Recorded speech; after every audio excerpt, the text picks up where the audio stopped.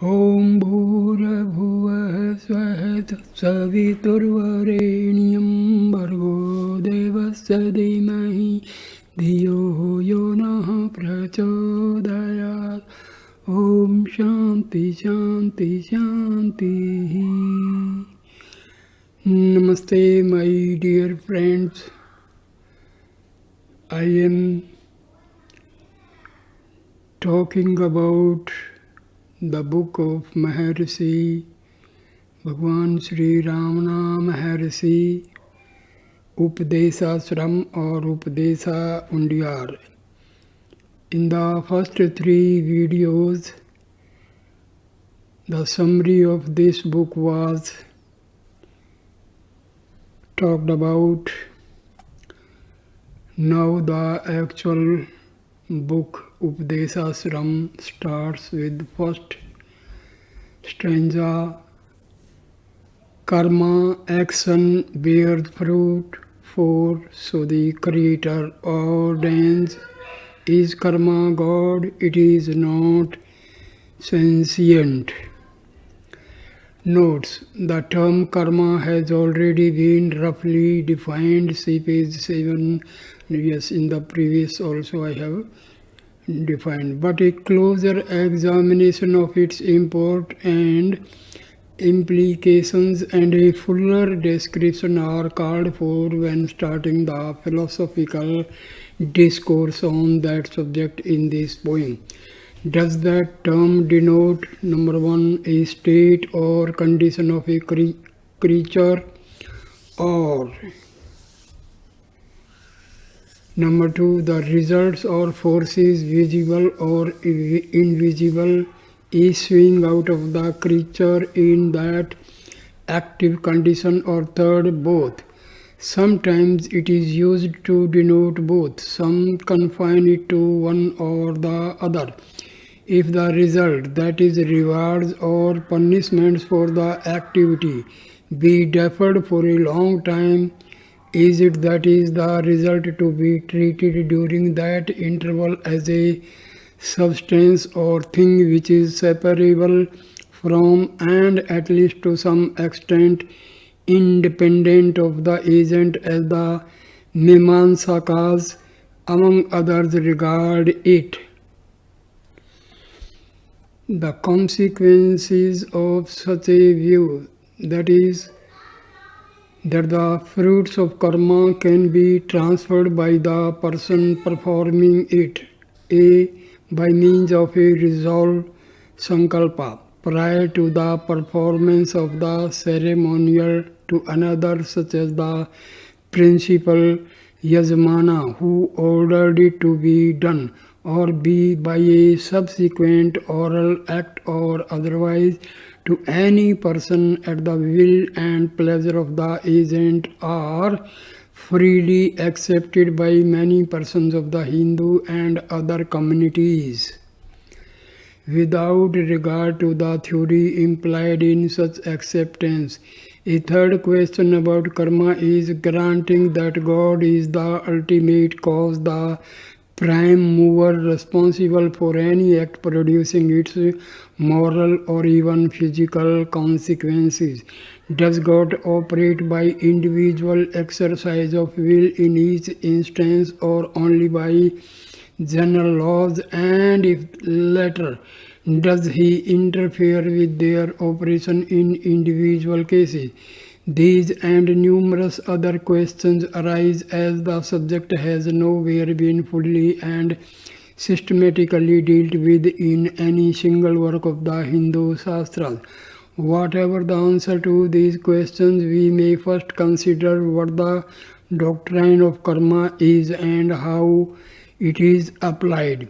The doctrine of karma has thus been summed up. Every exercise of the willpower in thought, speech, and action acts as a moral cause and confers on the agent an amount of merit or demerit according to the nature of the act performed, and this moral effect influences the subsequent fate of the individual concerned. The doctrine of karma is thus an ethical or religious doctrine. It has no application to merely mechanical acts, which do not, or insofar as they do not involve moral considerations. Such mechanical acts bear fruit which is A. visible, B. obviously connected with the act, C. affecting as a rule other or external objects and not the agent, whether a person or a creature, D. independent of the intentions of that agent, and E. consequently involves no question of a moral judgment upon or reward or punishment to that agent in future births. Maharshi uses the word karma to denote only such acts as are ordained, sanctioned, or forbidden by the scriptures. The doctrine of karma is chiefly used in Indian philosophy to explain the otherwise inexplicable inequalities found in society and the strange but by no means infrequent spectacle of good men suffering apparently undeserved and inexplicable pain and sorrow, and evil men enjoying apparently undeserved pleasure or happiness. The explanation is given by reference to acts said to have been performed in other births. Thus, the doctrine of transmigration is closely associated with the doctrine of karma. This and some other purposes within very definite limits are served by the doctrine of karma, but there are some who ignore these limits, greatly exaggerate the power of karma, and in fact make a fetish of it. As mentioned already, certain Mimamsaka rishis, hankering after certain temporal benefits, hoped to attain them merely by the adoption of the prescribed Vedic rites in a spirit of self-sufficiency. God or Mahadeva and Mahavishnu came down and prevented the proper performance and completion of the proposed sacrifices, and thus taught them the truth that beyond present human effort there is an element of divine control in all affairs to account for their success or failure. Attempts to limit God's omnipotence and depict karma as superior to God are ludicrous. Maharshi strikes at this delusion with a simple question: is this power of karma inherent in itself? In which case it will be God itself. Is it contended that karma is God itself? Why karma is one of the states or attributes of God's creatures, and consequently, karma is created by God. Surely it is ridiculous to implore superiority to creation over the Creator. Sloka number 2 or stanza number 2. The result of karma, action, pass away and yet leave seeds that cast the agent into an ocean of karma. Karma yields no salvation. Yajarthat karamano niyatra lokoyam krambandhanam tadarye karme kaunte mukt sangam samachar sahayagga parja srishtva provach parjahapati anen parsvise visyadhaunese वो वस्ति मुघुम देवान भाव यतानेन ते देवा भावयन्तु वह परस्परम भावयन्तम श्रेय परम वास यथ इष्टांत भोगा इन वो देवा दास्यन्ते यज्ञ भाविता तैर्दतानम प्रदायभ्यो यो भुक्ते सतेन एव सह Bhagavad Gita chapter 3, slokas 9 to 12. These verses mean that karma is God's creation, That yajna karma, that is action after surrender alone, is safe as it does not result in bondage. That such yajna karma should be performed to please the gods who are the organs of the one God, who will bless the sacrificer with the enjoyments of prayed for, and that enjoying these after yajna frees one from karma. Notes: one may agree with the view stated in verse 1 that action, karma, is not God and is insentient, and yet feel that without worshipping action, one may get all the pleasure or happiness that one naturally longs for by appropriate action. To such a person, this verse gives the answer. Such a person is called upon to pause and reflect on the experience of himself and others. One must think clearly, accurately, define the terms used, and give oneself correct direction. Do pleasures come unalloyed?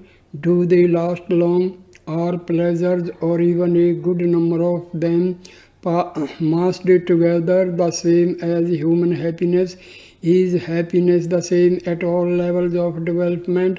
Pondering over these questions with the help of the experience of numerous persons, one sees that pleasures are ever alternating with pains and are all too brief.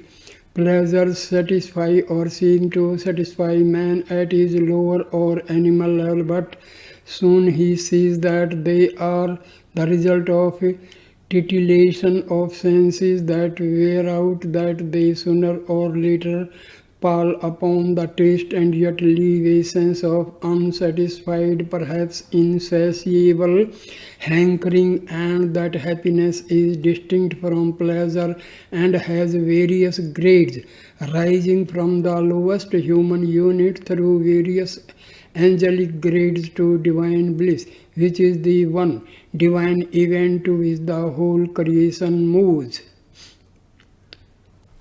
Increasing experience shows that yielding to the love of pleasure and taking active steps to grasp it are not the way to real happiness, that sacrificing the desire, especially in an effort to benefit others, often yields more pleasure and happiness. That higher grades and forms of happiness involve greater and still greater sacrifice of desires, and that perfect selflessness is the highest happiness one can attain. Hence, Maharshi says that active pursuit of pleasure, which after all is short-lived, endlessly multiplies the seeds of desire in one's soul, entirely corrupts it, and takes it away from the grand goal of selfless divine bliss to which all sentient creation tends. Seeds are vasanas, that is, tendencies to repeat the action of the same or similar sort, that is, to do fresh karma, generally appearing as habit, instinct, predisposition, aptitude, etc. Stanza number 3. But acts performed without any attachment and in the spirit of service to God cleanse the mind and point the way to salvation. Notes: in the previous verse, the low level of allowing oneself to be engrossed in desires has been pointed out as also the high goal accessible only to those who have escaped the tyranny of desires. But from desire to desirelessness, vairagya is to steep a precipice for human frailty to scale. Hence, Maharshi points out in this verse the steps which will render the transition easier and safer. Desires and tendencies to seek and work out their gratification are deeply ingrained in the body and mind with which each one is born, and man, as a gregarious and social creature has a certain love nature, and for both these reasons, some activity and love or desire of some things are inevitable. The aspirant then should proceed on the lines of least resistance and turn his love on to God and serve Him either directly or through his creatures, including one's fellow human and subhuman creatures in a spirit of altruism and love. The effect of activity on such lines will be gradually to diminish and finally to wipe off all selfishness, the mark of the brute level, and lead one Godward. As man identifies himself with his desires and the object of his desire, these form his self at each stage. So, by following the directions given here, man may rise on stepping stones of their dead selves to higher things and to the highest. This is progressive self-realization, ending in realization of God, Atma or Brahma. Stanza number 4. This is certain puja, japa and dhyana are performed mainly with the body, the voice and the mind, and they excel each other in the ascending order. Puja is any ceremonial act of worship. Japa is the repeated utterance of God's name or holy mantras and is here used to include praise, stotra. Dhyana is meditation. The order is explained on page 11 to 13. Stanza number 5. Viewing this eightfold universe as the expression or manifestation of God, whatever worship is performed is excellent worship of God. Eightfold, the universe is said to consist of 8 parts, that is, which of the 5 elements, ether, air, fire, water and earth, the sun, the moon and the jivas, that is, individual souls. God manifests himself as in or through the universe. The purist or iconoclast, in his anxiety to think of God as pure spirit, that is, as the exact opposite of matter or form, tries to avoid in his worship any thought of the material universe and its form. But what is the result? He thinks of God in terms of light in the form of a doe or of a person under a crown of thorns, typical of pain and sorrow, or as a powerful and benevolent father. Why? Spirit is known to us only through matter and its form. The seeing spirit can only see through its own spectacles. Thought can issue out only in and through modes of matter, and symbolism and anthropomorphism are inevitable. Human brains cannot escape the employment of forms in thinking of the formless spirit, and hence the universal use, acknowledged or unacknowledged, of forms in worship. Indiscriminate condemnation of such use betrays only ignorance and intolerance. Humanity needs forms and symbols for self-expression, especially in the field of religion, and the deity in its omnipresence, omniscience and kindness is sure to accept the devotion so expressed. The wise teacher, guide or controller should only see to it that in the act or process of worship, the devotee's mind is made to rise from a perception of the narrow limitations and petty features of the form or object used for worship, to a perception of God's spiritual nature, freedom from limitations and other grand attributes. Processes employed very widely but almost invariably. They include the invocation, avahana, or practice of the presence of God in the object or place of worship, to the pious that object, which others may view only as a piece of material spirit, is felt to be God.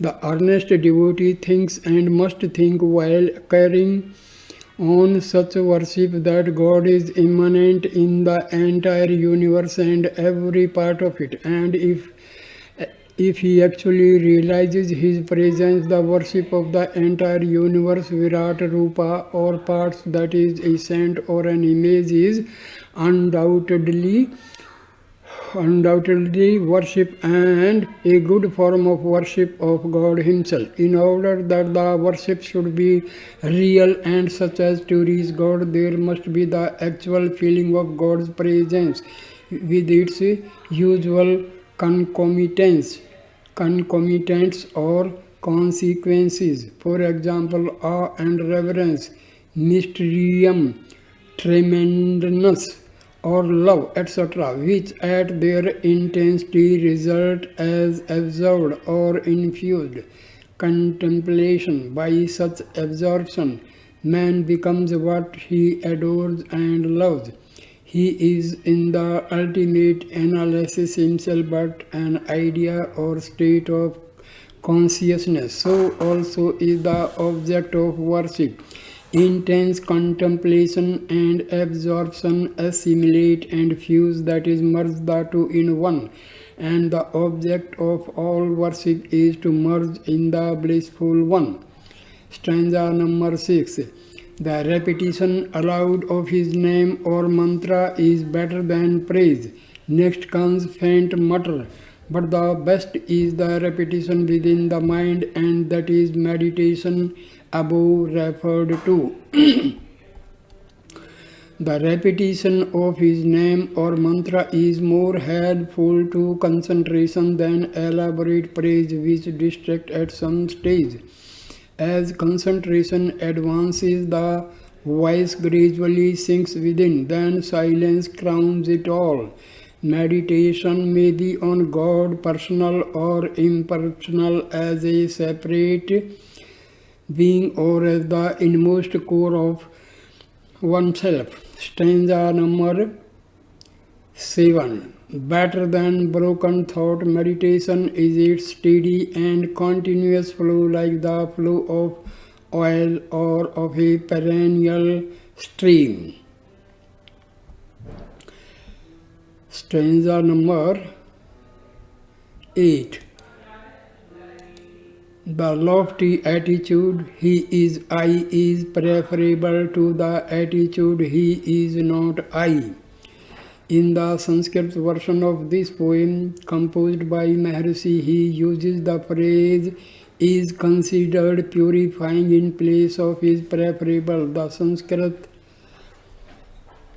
Soham, which means he is I, is a well-known expression. It is used by the Advaitin to denote the unity and the identity of that which is spoken of in the first person, I, and that in the third, he.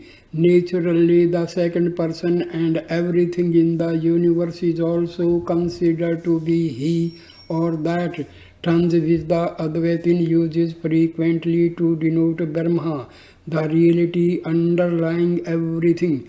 Soham, thus, in Advaitic practice, is the key mantra, constant meditation on which will help the individual to identify himself with the universal soul or Brahma, which identification or merger is the Advaitic conception of mukti, release or salvation.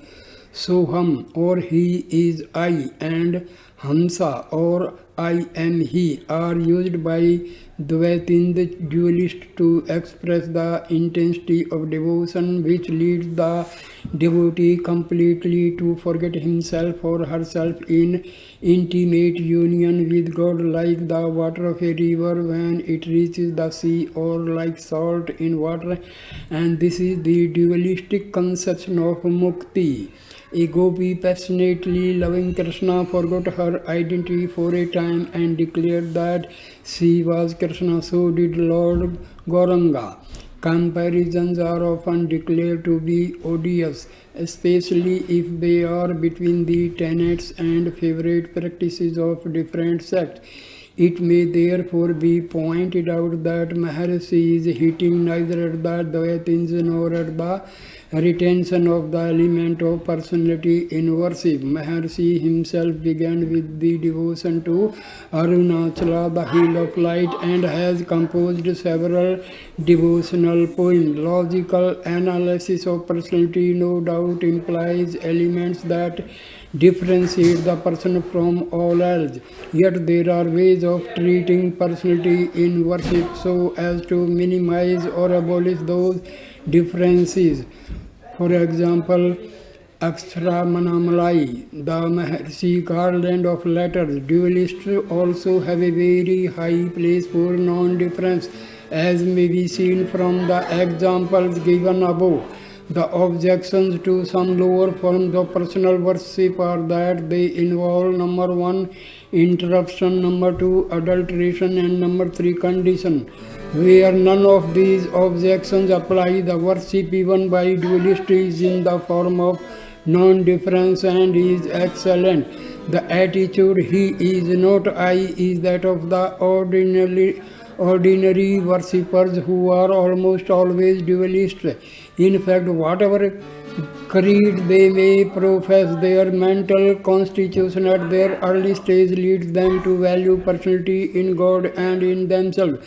But some of these, by force of heredity and Guru's teachings, keep the Advaitic goal at the back of their minds even from the beginning, and by force of suggestion, at long last they move from their original personal God to impersonal worship, that is, transcend personality in their God and in themselves. This process is dealt with the next verse. So I end this video here. Next video I will start from stanza number 9. So thank you for watching this video with patience. Thank you, my dear friends. Namaste. Please like, comment and share the video and subscribe my channel. Thank you a lot. Namaste.